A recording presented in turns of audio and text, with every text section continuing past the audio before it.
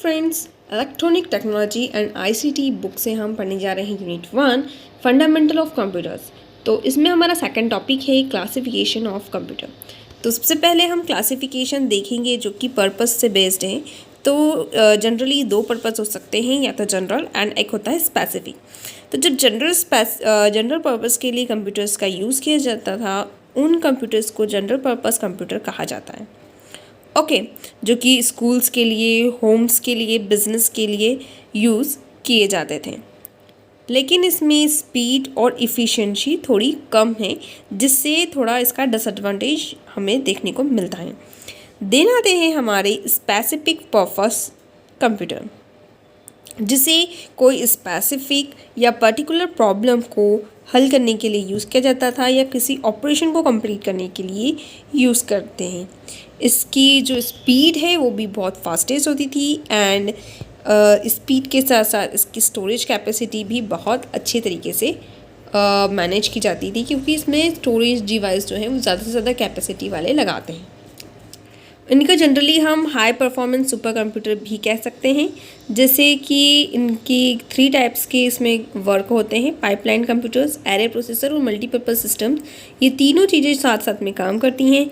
इसका यूज़ जैसे कि फ्यूजन एनर्जी रिसर्च के लिए, मेडिकल डायग्नोसिस के लिए, या आर्टिफिशियल इंटेलिजेंस के लिए, या ऐसे अलग अलग चीज़ों के लिए, स्पेसिफिक पर्पसेस के लिए जो कंप्यूटर्स बनाए जाते हैं उसे स्पेसिफिक पर्पस कंप्यूटर्स कहते हैं। नेक्स्ट हम देखेंगे क्लासिफिकेशन, जो कि वर्किंग प्रिंसिपल पर बेस्ड है। तो ये 3 टाइप्स के होते हैं: analog, digital and hybrid. Analog computers जिसमें जो परफॉर्म करते हैं ऐसे टास्क जैसे कि फिजिकल क्वांटिटीज़ को मेजर करना, टेम्परेचर, प्रेशर, ठीक है, एंड फिर उसे न्यूमेरिक वैल्यूज़ में चेंज कर देना, उसे हम एनालॉग कंप्यूटर्स कहते हैं। इसके बहुत सारे बेनिफिट्स के साथ साथ कुछ लिमिटेशंस भी हैं। जैसे एनालॉग कंप्यूटर जो है वो बहुत सारी कॉम्प्लेक्स कैलकुलेशंस को बहुत ईजीली सॉल्व कर देता है।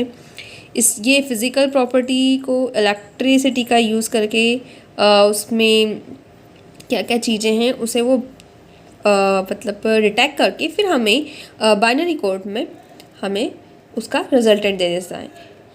नेक्स्ट हम देखते हैं डिजिटल कंप्यूटर। इलेक्ट्रॉनिक मशीन्स जो कि रिसीव करती है एरे ऑफ सिम्बॉल्स, उसे स्टोर करती है, देन उसे प्रोसेस करके जब हमें प्री डिफाइंड रूल्स के हिसाब से हमें रिजल्ट्स देती हैं। इसी को हम डिजिटल कंप्यूटर्स कहते हैं।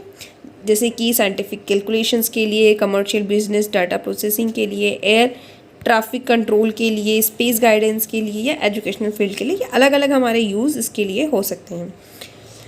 इसके बहुत सारे बेनिफिट्स हैं, जैसे फास्ट है, डिफ़िकल्ट कैलकुलेशन इजीली सॉल्व कर सकते हैं, डिज़ाइनिंग डिजिटल कंप्यूटर की इजी है। इसमें 2 टाइप्स की मेमोरी कार्य करती है, एक होती है वॉलेटाइल और एक होती है नॉन वॉलेटाइल, और इस तरीके से हमें ह्यूज स्टोरेज भी प्राप्त हो जाता है। देन आते हैं हमारे हाइब्रिड, जिसमें दोनों ही चीज़ें जो है वो एक ही कंप्यूटर में हमें फीचर्ड मिल जाती हैं। ओके, तो ऐसा कंप्यूटर जो कि हमारे टेम्परेचर, ब्लड प्रेशर इसका भी पता कर सके, और साथ ही साथ एक नॉर्मल कंप्यूटर की तरह भी काम करें, और कुछ हमारे लिए लॉजिकल चीज़ें भी कंप्लीट करके दे दे, सिम्बॉल्स को रिसीव करना, स्टोर करना, रिजल्टेंट देना। तो ये सारी चीज़ें जब एक ही कंप्यूटर में होने लगी तो उसे हम हाइब्रिड कंप्यूटर्स कहने लगे। इसकी स्पीड अच्छी थी, प्रिसीशन अच्छा था, और ऑनलाइन डाटा प्रोसेसिंग भी ये कर देते थे। नेक्स्ट जो है साइज़ और कैपेसिटी के हिसाब से कंप्यूटर्स का क्लासिफिकेशन। तो ये होते हैं 4 प्रकार के: micro, mini, mainframe and super computers. सबसे पहले माइक्रो मीन्स जो सबसे छोटे होते थे। पर्सनल कंप्यूटर आने के बाद माइक्रो जो कंप्यूटर्स है वो कम होते गए, एंड इसमें जैसे कि पीसीज, नोटबुक्स, वर्क स्टेशंस, ये सारी जो हैं ये माइक्रो कंप्यूटर्स के हमारे एग्जाम्पल हैं। इसी में हम देख सकते हैं desktop computers and portable computer. Desktop computer में मॉनिटर, कीबोर्ड, सिस्टम यूनिट सभी चीज़ें आती हैं। पोर्टेबल में जैसे कि laptops, single, notepad, handheld computer, ये सारे जो हैं पोर्टेबल कंप्यूटर्स होते हैं। देन आते हैं हमारे मेनफ्रेम कंप्यूटर्स, जिसे पावरफुल कंप्यूटर भी बोलते हैं, इसे बिग आयरन के नाम से भी जाना जाता है। बड़े बड़े डाटास का प्रोसेसिंग इसमें आसानी से हो पाता है। इसमें प्राइमरी और सेकेंडरी स्टोरेज जो है वो बहुत ज़्यादा होता है ज़्यादा डाटाबेस को सेव करने के लिए, और इसलिए इसे डाटाबेस सर्वर भी कहते हैं या सुपर सर्वर्स भी कहा जाता है। देन आते हैं हमारे मिनी कंप्यूटर्स, जो कि मिड रेंज कंप्यूटर के नाम से भी जानते हैं। इसका जो स्टोर है और जो प्रोसेस है वो लेस है मेन फ्रेम के मुकाबले, लेकिन माइक्रो कंप्यूटर से थोड़ा ज़्यादा जो साइज़ का मटेरियल है वो आराम से स्टोर कर सकता है, थोड़ा कम कॉस्टली होता है। इसके टेक्निकल इश्यूज स्किल्स भी अच्छी हैं और मेन फ्रेम की तरह ही काम करता है, लेकिन इसका जो कैपेसिटी है थोड़ी कम है।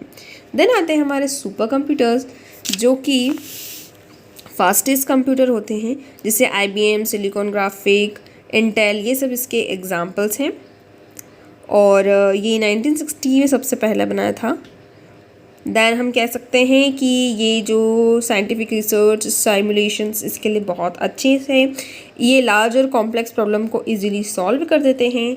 और इसी के साथ साथ कुछ इसकी लिमिटेशंस भी हैं, जैसे कि हर एक चीज़ की एडवांटेज के साथ लिमिटेशंस भी होती है, जैसे इनकी भी हैं। सो ये आज हमने देखा कि कौन कौन से टाइप्स ऑफ कंप्यूटर्स हो सकते हैं। आई होप आपको टाइप्स ऑफ कंप्यूटर समझ में आए हों। अगर कोई क्वेरी है तो कमेंट कीजिएगा। Thank you for now, bye bye.